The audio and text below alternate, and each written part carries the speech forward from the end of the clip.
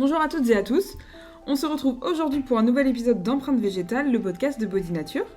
Partons ensemble à la découverte d'une nouvelle plante en compagnie d'Estelle. Bonjour Estelle. Bonjour Camille.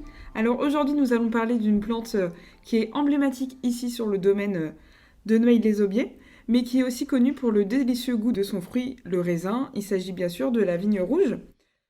Nous allons aujourd'hui parler de ses particularités avec Estelle. Est-ce que tu peux nous en apprendre plus sur cette plante ? Alors déjà, ce qu'il faut savoir, c'est que pour toutes les variétés de vignes confondues, un plant de vigne peut vivre jusqu'à 600 ans. Et donc aujourd'hui, comme tu l'as dit Camille, on va se focaliser sur la vigne rouge et on va parler en particulier d'un cépage, le Gamay Fréau, qui a été découvert par Antoine Fréau en 1841. Et ce qui est intéressant, c'est que le Gamay Fréau fait partie d'une famille qu'on appelle les gamay teinturiers et qui était utilisée pour teindre les vins qui manquaient de couleur. Donc c'est-à-dire que ce cépage a des pigments particuliers. Est-ce que tu peux nous en dire plus ? Alors oui, on va avoir des pigments spécifiques dans ce cépage qu'on appelle les anthocyanines. Et on va voir un peu plus tard dans ce podcast que les anthocyanines vont avoir des propriétés pour notre corps. Donc ici, nous avons 7 hectares de vignes sur le domaine qui sont cultivées en biodynamie. Est-ce que tu peux nous expliquer en quoi cela consiste ? Alors la biodynamie va viser avant tout à régénérer les sols et à protéger la terre.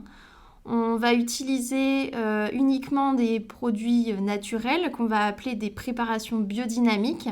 Donc pas de désherbants, pas d'insecticides et pas de fongicides. Et du coup, ces préparations biodynamiques vont permettre de renforcer les plantes et le sol tout en respectant les cycles lunaires.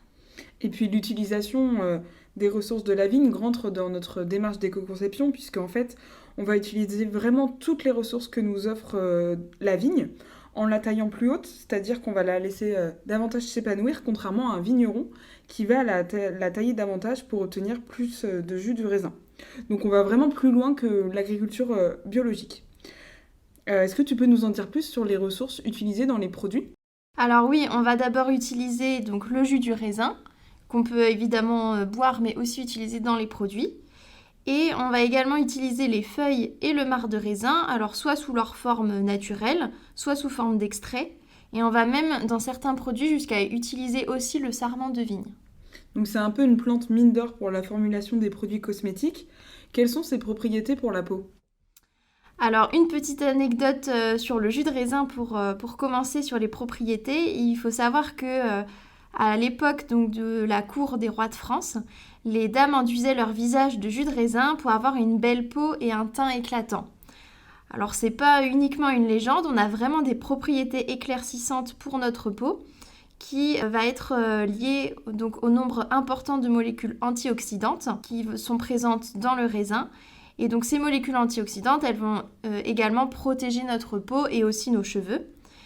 Et c'est dans ce type de molécules qu'on va retrouver les fameux pigments dont je vous parlais au début, les anthocyanines, qui vont donc avoir ces propriétés antioxydantes.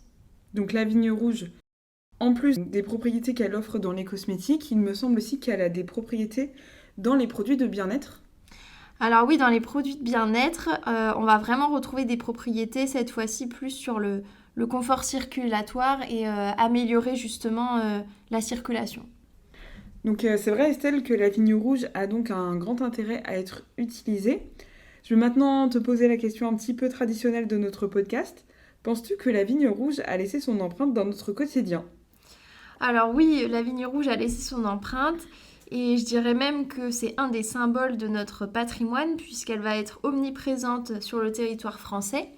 On compte 750 000 hectares cultivés, ce qui représente 2/3 des départements français. Donc c'est vrai Estelle, comme tu l'as dit, c'est vraiment un symbole de notre culture et de notre patrimoine. Merci beaucoup. Merci Camille. Vous pouvez retrouver la vigne rouge dans le gommage fond mon corps, la gamme élixir de peau, mais aussi dans la nouvelle gamme circulation de l'univers bien-être. Si vous souhaitez voir les vignes et même déguster notre jus de raisin, notre entreprise vous ouvre ses portes de mars à octobre pour découvrir ses coulisses.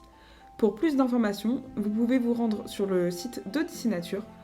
N'hésitez pas également à partager notre podcast. À bientôt pour un nouvel épisode.